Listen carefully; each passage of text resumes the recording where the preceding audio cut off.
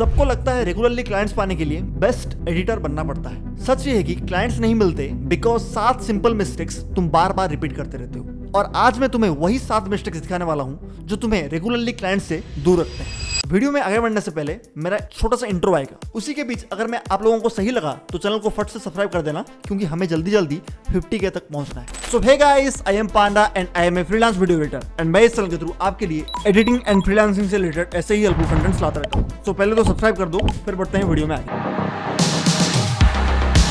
आप क्लाइंट को आउटरीच करते हो, डीएम भेजते हो और उसके बाद जब वो आपसे पूछता है शो मी योर पोर्टफोलियो, तब आप एक गूगल ड्राइव लिंक भेज देते हो जिसमें हर तरह के काम घुसा हुआ है, या फिर उसको अपना कोई पास्ट वर्क भेज देते हो। What matters is first impression and वो इसी से बिगड़ जाता है। सोचो, आप एक होटल में गए और मेनू कार्ड आपने मांगा एंड वेटर ने आपको उनका एक बेस्ट डिश लाकर आपके सामने रख दिया। Pointless, right? यही फील होता है क्लाइंट को। अब पोर्टफोलियो बनाने का मतलब सिर्फ काम चिपका देना नहीं होता, उसमें क्लैरिटी होनी चाहिए, जैसे कि किस निश के क्लाइंट्स को टारगेट कर रहे हो, कौन सा टाइप का वर्क आपको बेस्ट रिप्रेजेंट करता है, क्या आपके एडिट्स क्लाइंट के प्रॉब्लम को सॉल्व करते हैं या सिर्फ फ्लैसी लगते हैं, और सबसे इंपॉर्टेंट प्रीवियस क्लाइंट से कुछ तारीफ, इंग्लिश में क्या कहते हैं उसे, टेस्टिमोनियल। अगर कुछ अवेलेबल है तो ठीक, वरना स्किप कर सकती हो। गूगल ड्राइव फोल्डर भेजना is not professional portfolio, at least in 2025। इसीलिए मैंने पर्सनली एक पोर्टफोलियो टेम्पलेट डिजाइन किया है जो एकदम रेडी टू यूज है। आप बस अपने एडिट्स डालो, अपना नाम, एक्सपीरियंसेस सब कुछ कस्टमाइज करो and with in 15 to 20 minutes आपके पास आपका प्रोफेशनल लुकिंग पोर्टफोलियो रेडी हो जाएगा, जो क्लाइंट्स को भी इंप्रेस करेगा एंड डील भी क्लोज करा के देगा। लिंक डिस्क्रिप्शन में है, एक बार चेक करना। ट्रस्ट मी, 2025 में प्रोफेशनल पोर्टफोलियो के बिना क्लाइंट ढूंढना अंधेरे में तीर जलाने से है। और अगर पोर्टफोलियो स्ट्रांग नहीं होगा तो बाकी सारे आउटरीच और स्किल्स काम नहीं आते। पोर्टफोलियो बन गया, अब अगला स्टेप आता है। और यहाँ पर 80% एडिटर्स गलती करते हैं। उनके पास एक प्रॉपर आउटरीच सिस्टम बिल्कुल नहीं होता। बिना प्रॉपर प्लान के कभी भी क्लाइंट्स तक नहीं पहुंच पाओगे। और आउटरीच प्लान बनाते वक्त 5 मिस्टेक्स बिल्कुल अवॉइड करना है। Number 1, most editors randomly DM भेज देते हैं। Hi, I am a video editor, hire me. मुझे भी ऐसे 10-15 ईमेल्स रोज आते हैं जिसमें सब्जेक्ट लाइन ऐसे दिखते हैं, कुछ ऐसे भी। क्या कर रहे हैं यार तू? Very unprofessional. मजाक है क्या? आउटरीच एक ऐसा गेम है जिसमें प्लानिंग प्रॉपर चाहिए। कौन से प्लेटफॉर्म पे? इंस्टाग्राम, लिंक्डइन, यूट्यूब, किसमें? किस टाइप के क्लाइंट्स, कोचेस, यूट्यूबर्स, स्टार्टअप्स, या फिर कौन सा शॉर्ट, किस टाइप का इंट्रो मैसेज। और हाँ, ChatGPT आपको हेल्प कर सकता है डीएम्स ड्राफ्ट करने में, लेकिन भाई दिमाग तो आपको ही लगाना पड़ेगा। दूसरी मिस्टेक, एक डीएम भेज दिया, रिप्लाई नहीं आया और एडिटर सोचते हैं कि क्लाइंट इंटरेस्टेड ही नहीं है और डीएम्स आते ही नहीं है। रियलिटी, क्लाइंट्स बिजी होते हैं यार, इग्नोर कर देते हैं, भूल जाते हैं। उनको एक छोटे से फॉलोअप रिमाइंडर चाहिए होता है और डील क्लोज होने का असली मैजिक वही होता है। फर्स्ट डीएम को इग्नोर करेंगे, सेकंड डीएम पे रिप्लाई आएगा, थर्ड डीएम पे डील क्लोज हो सकता है। मोस्ट ऑफ द डील ऐसे ही क्लोज होते हैं। और सबसे बड़ी क्रिंज गलती, वही कॉपी पेस्ट डीएम सबको भेजना। क्लाइंट इंस्टेंटली समझ जाता है कि ये टेम्पलेट 50 और लोगों को भी गया है। थोड़ा पर्सनलाइज करो यार, उनका एक वीडियो देखो, उस पर्टिकुलर सीन का स्क्रीनशॉट दिखाकर भी आप एक्सप्लेन कर सकते हो। ट्रस्ट मी, वो छोटी सी पर्सनलाइजेशन तुम्हें 100 और एडिटर से अलग बना देगी। सो बिना आउटरीच सिस्टम के क्लाइंट ढूंढना एक लॉटरी खेलना जैसा है। अगर तुम्हें रेगुलरली क्लाइंट चाहिए तो प्लान बनाओ, फॉलोअप्स दो और पर्सनलाइजेशन के ऊपर फोकस करो, तभी गेम बदलेगा।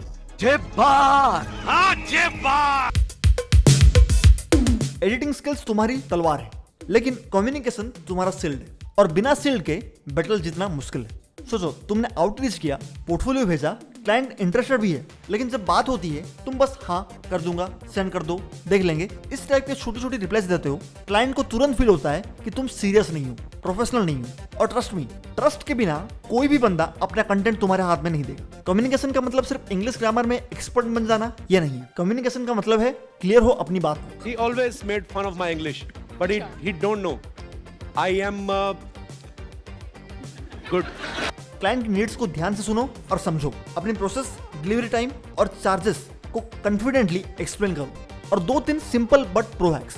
नंबर 1, क्लाइंट को हमेशा थोड़ा ज्यादा समझाओ। फॉर एग्जाम्पल, क्लाइंट बोलता है मुझे एक रील एडिट करना है, तुम बोलो श्योर, आपको किस तरह का स्टाइल चाहिए, कोई रेफरेंस है आपके पास पर्टिकुलरली, या फिर मैं आपको कुछ रेफरेंसेस दूं अपने हिसाब से।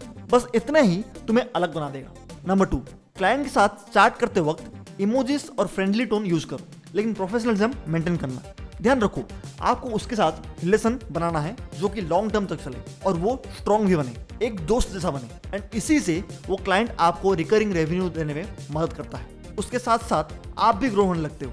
और नंबर 3, वेरी वेरी इंपॉर्टेंट, जब भी किसी वीडियो के बाद डिस्कशन खत्म हो जाए और आप वीडियो के ऊपर काम स्टार्ट कर रहे हो तो एक समरी लिख कर दो एक ही मैसेज के अंदर, मैंने ये नोट किया और ये मुझे डाउट है, क्या मैं कुछ और मिस कर दिया हूँ।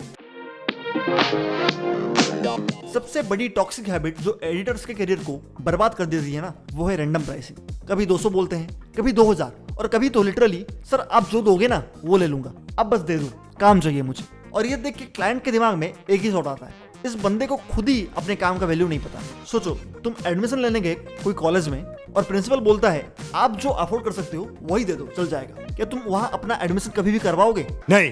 बिकॉज फीस फिक्स ना होने का मतलब है सिस्टम ही वीक है, उसके ऊपर भरोसा ही नहीं होगा। क्लाइंट भी वही फील करता है। प्राइस तुम्हारी वैल्यू को डिसाइड करता है। अगर तुम खुद ही कंफ्यूज हो गए तो क्लाइंट भी तुम्हें लाइटली लेगा। सिस्टम बनाओ, पैकेजेस रखो और अपनी वर्थ कॉन्फिडेंटली शेयर करो। अगर प्राइसिंग के ऊपर एक डेडिकेटेड वीडियो चाहिए तो बना देंगे, कमेंट कर देना बस आप।